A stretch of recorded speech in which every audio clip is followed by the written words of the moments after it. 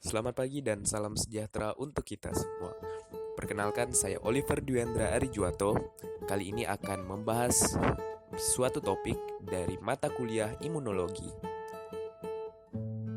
Baik, kita akan berangkat ke materi yang pertama. Ada antigen dan antibodi, kemudian yang kedua ada sistem komplement. Ini adalah sekedar kata motivasi agar semakin semangat untuk belajar. Mari kita bahas dengan topik pertama, yaitu antigen dan antibodi.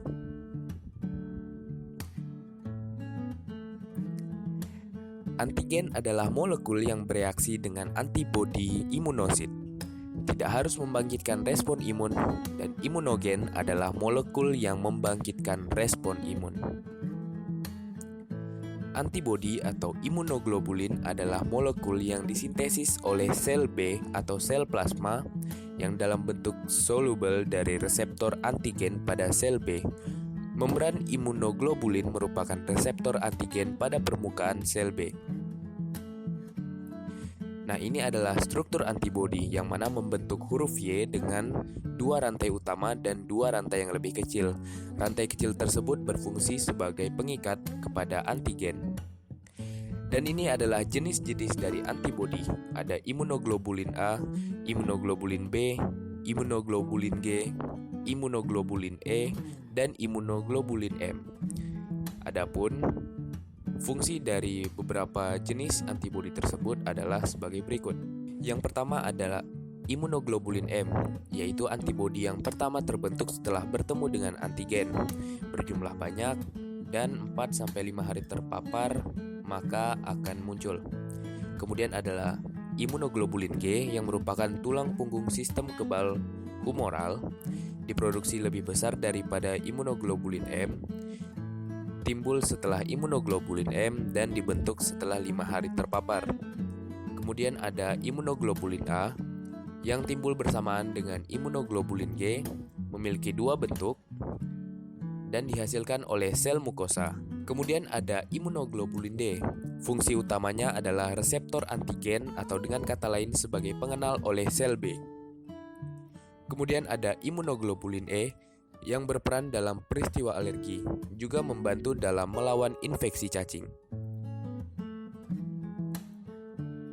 Interaksi antigen dan antibodi ada dua jenis, yaitu interaksi primer dan interaksi sekunder. Interaksi primer adalah permulaan dari reaksi, dan interaksi sekunder adalah reaksi yang terjadi ketika antigen berikatan dengan partikel lain, maka akan menyebabkan penggumpalan atau aglutinasi. Topik selanjutnya adalah sistem komplement. Sistem komplement merupakan satu kumpulan dari berbagai jenis protein konsentrasi rendah dalam serum yang secara kolektif merupakan salah satu mekanisme efektor respon imun non-spesifik. 3 mekanisme sistem komplement berada dalam plasma sebagai proenzim yang saat ini aktif, yaitu C1, C4, dan C3. Setiap saat dapat dibuat aktif melalui suatu reaksi permulaan sebagai pencetus rangkaian reaksi. 3 tahap reaksi komplement, yaitu ada fase pengenalan, yang mana terjadi interaksi antara C1 dengan reseptor antibodi, kemudian reseptor tidak dapat mengikat komplement, kemudian berhasil terikat, kemudian antibodi menjadi aktif dan mengikat C1. Kemudian ada fase pengaktifan, yang mana dimulai dengan C1S bereaksi terhadap C4 dan C2 menjadi C142, menjadi enzim disebut C3 konvertase, memecah C3 menjadi C3A dan C3B. C3B sebagai enzim untuk C5 dan C6 dan C7 menjadi C567. Kemudian ada fase efektor. Dimulai dengan C567 mengaktifkan faktor C8 dan C9, membentuk C8, 9 dan melisiskan membran sel. C3B sebagai opsonin pada antibodi membuat makrofag mengikat opsonin tersebut dan menghancurkan antigen.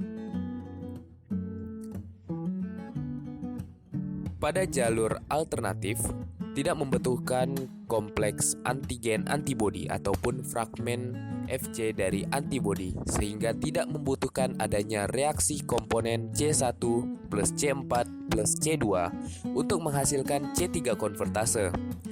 Rangkaian reaksi jalur alternatif dimulai jika terjadi agregasi dari imunoglobulin atau fragmen F ataupun berbagai jenis polisakarida berasal dari kuman yang akan mengubah C3 proaktivator menjadi C3 aktivator atau C3 konvertase. C3 konvertase akan memecah C3 menjadi C3A dan C3B yang selanjutnya sama seperti pada jalur klasik. Baiklah, demikian presentasi dari saya. Terima kasih atas perhatiannya, semoga bermanfaat. Saya Oliver Dwiandra Arijuwato, pamit undur diri. Terima kasih.